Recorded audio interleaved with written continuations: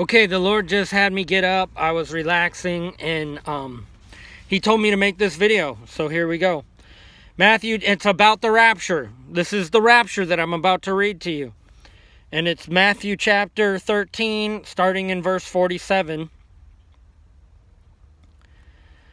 And you should read the whole chapter.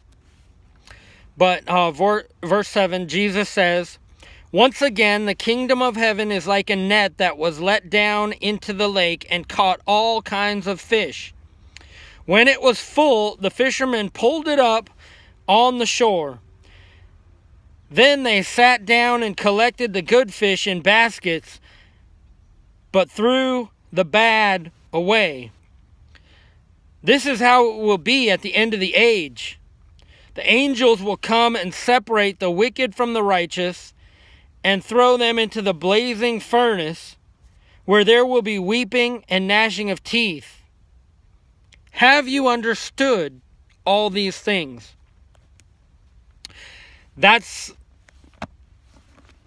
Now, if we look at Revelation chapter 14, verse 14 through 20, we see the rapture, and we see the grapes that are thrown into the winepress of God's wrath. The winepress of God's wrath in this parable is the blazing furnace, or they're thrown into the fire.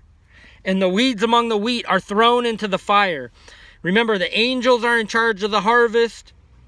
If you read Matthew chapter 13, you'll eventually get to the parable of the weeds among the wheat. And Jesus said, the field is the world. The harvest is the end of the age. The angels are the harvesters. And he says, as weeds are picked up and bundled and thrown into a fire, and then the wheat is taken into God's barn. And then later he gives that same parable about the fish. He says, you pull the net up, that's the rapture. When the net comes being pulled up and it's full, God pulls up the net, and then he throws the bad fish, which are the grapes from Revelation chapter 14, verse 19 and 20. They're thrown back. And where there is weeping and gnashing of teeth.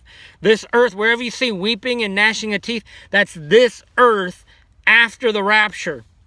And also the parable of the 10 virgins, where 5 were wise and 5 were foolish. The foolish missed the bridegroom. Okay? So you need to be about your Father's business. I don't want to hear, you're not going to hear anybody in heaven saying, we were saved by grace, and that by grace alone. And in a sense it is, but it's God's grace. When God tells you to do something, it's by His grace that He gives you the power to do it. Okay, that's the grace of God. The grace of God is the power of God to obey Him. And the grace of God is just the fact that He spoke to you in the first place and told you what He wanted you to do.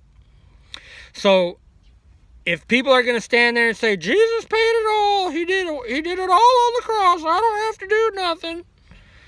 That's lazy faith. It's not faith at all.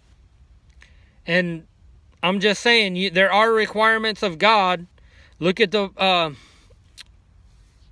goats. Jesus said, I was hungry and you did not feed me. I was thirsty and you gave me nothing to drink. I needed clothing, you did not clothe me. But Lord, when did we see you needed clothing? And they're cast into the fire. They were thrown out because they never obeyed the word of the Lord.